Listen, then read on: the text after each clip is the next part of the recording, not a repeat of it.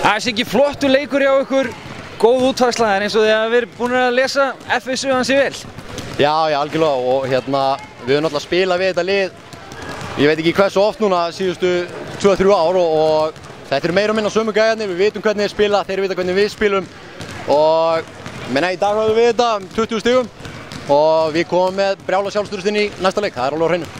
Stóru strákarnir ykkar hérna í dag, þeir voru helvíti erfiðir eins og menn segja fyrir Selfyssingana.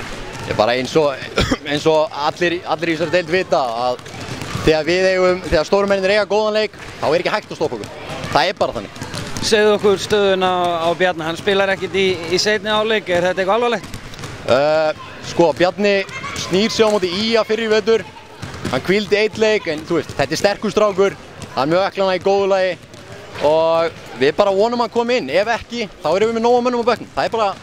Það er nóga mönnum sem geta stíðin. Áður en við sleppur leikur 2 í Iðu og gerir væntanlega ráð fyrir að FSU komi til leiks eins og sært dýr, ekki satt? Jú, þetta eru ungir, graðir strákar.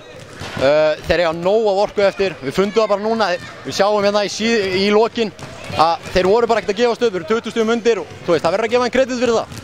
Gefast ekki upp, þeir koma brjálægt til leiks, það er alveg á hreinu. Flottur sigur og góða skemmtun í framhaldinu. Takk hérlega.